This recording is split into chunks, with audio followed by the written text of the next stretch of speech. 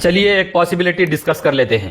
ہم مسلمان سوچتے کہ چلو اسد صاحب اور AIMIM کو ہر طرف سے جتائیں گے, ان کے ہاتھ اور مضبوط کریں گے, اسد صاحب کو تقویت دیں گے, جماعت کو تقویت دیں گے تاکہ وہ مساجد, خانقاہیں, درگاہیں, قبرستان اور وقف جائیدادیں بچائیں اور قانون و جمہوریت کی بالادستی کا کام کریں. ہم مسلمان اتحاد میں آ کے آپ کو مضبوط کرنے کی ٹھان لیتے ہیں. لیکن مسلمان دیکھتے کیا ہیں کہ جتنے جوش سے تقریر ہوتی, جتنے جوش سے لا الہ الا اللہ اور نعرے تکبیر چیخا جاتا, اتنی شدت سے الیکشن لڑتے ہی نہیں. کسی بھی ریاست میں جب الیکشن آتا, کہیں بھی جا کے صرف 2-4 گلیوں میں الیکشن لڑتے, میرا کانسٹیٹیوشنل رائٹ ہے بول کے مسلمانوں کے خلاف ٹھہر جاتے. اجی صاحب آپ آگے بڑھو, ہندوستان پہ راج کرو بولے تو 2-4 گلیوں میں جا کے لا الہ الا اللہ اور نعرے تکبیر چیخ کے معاملے کو مذہبی بنا کے آ جاتے. اپنی خود کی ریاست میں 119 سیٹس ہے اور آپ برابر 10 پہ بھی نہیں لڑتے.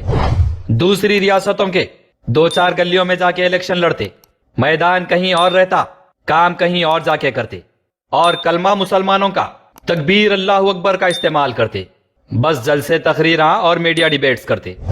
کیا کھیل ہے صاحب یہ؟ کیا مسلمان یہیں تک کا رہ گیا؟ کیسا بچاتے آپ سارے ملک کے مساجد, درگاہوں اور خانقاہوں کو؟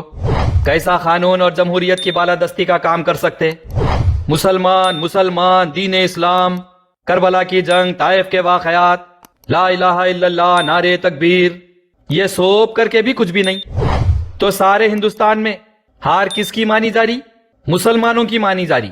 نعرے تکبیر کی ہار مانی جا رہی, کلمہ لا الہ الا اللہ کی ہار مانی جا رہی, کربلا کی جنگ کے جذبات کی ہار مانی جا رہی.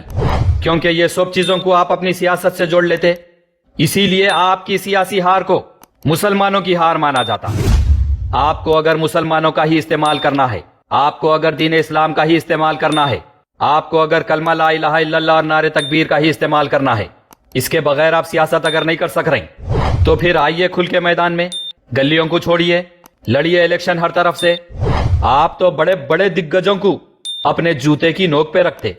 سیاست آپ کے گھر کی لونڈی ہے, تو پھر دین اسلام اور مسلمانوں کا اتنا استعمال کرنے کے باوجود بھی آپ ہر طرف سے لڑتے کیوں نہیں؟ اور آپ جہاں پر بھی لڑ رہے آپ کی جیت ہوتی کیوں نہیں؟ فلم ایکٹر چرنجیوی کی مثال لے لیجئے, جس کو آپ ایکٹر ہے بول کے نیچا دکھائے تھے, جس کے بھائی پون کلیان کو آپ نیچا دکھائے تھے. وہ ایک ہی اٹیمپٹ میں, ان کی لائف میں پہلی مرتبہ پالیٹکس میں آ کے, ایک ہی جھٹکے میں, ایک ہی الیکشن میں 18 سیٹس جیت کے نکل گئے. آپ سیاست اپنے گھر کی لونڈی رکھتے ہوئے 65 سال سے صرف 7 کے آنکڑے پہ ہے. اروند کیجریوال کو دیکھیے, نہ سیاست ان کے گھر کی لونڈی ہے, نہ جوتے کی نوک پہ کسی کو رکھے, نہ کبھی مذہب کی بات کرے, نہ کبھی ان کے مذہب کا نعرہ لگائے. 2 پٹی کی چپل پہن کے آ کے ایک ہی جھٹکے میں BJP کے سامنے چٹان بن کے ٹھہر گیا وہ شخص. ایک ہی الیکشن میں سنگل اٹیمپٹ میں 28 سیٹس جیت کے دلی کا CM بنا ہوا ہے.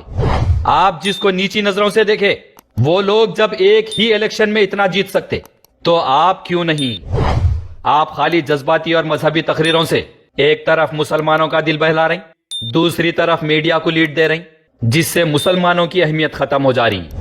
آپ جلسے تقریراں, گلیاں اور میڈیا اینکرز کو چھوڑ کے اصل میدان میں آ رہے نہیں. اور ہندوستان کا مسلمان اگر نیشنل اپوزیشن کا ساتھ دے کے BJP کو ہرانے کی کوشش کر رہا, تو آپ شرم سے ڈوب مرو بول کے مسلمانوں کے بڑے بڑوں کو گن دے رہے, کسی کا لحاظ نہیں کر رہے, نہ خود فل فلیج میدان میں اتر رہے, نہ مسلمانوں کو لارجسٹ اپوزیشن جوائن کرنے دے رہے.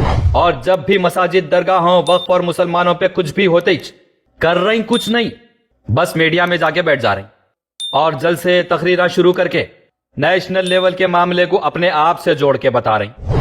تو میرے صاحب بات یہی ہے کہ نہ آپ آگے بڑھ رہے اور نہ مسلمانوں کو آگے بڑھنے دے رہے. آپ تو جیت رہے نہیں, لیکن آپ کی چکر میں مسلمانوں کی ہار ہو جا رہی. آپ بتائیے مسلمانوں کو کہ آپ آخر ہندوستان کے مسلمانوں کا کیا چاہ رہے ہیں, ان کا گلخند بنا کے کیا کرنا چاہ رہے ہیں آپ؟ ذرا کھل کے مسلمانوں کو بتائیں تو بڑی مہربانی.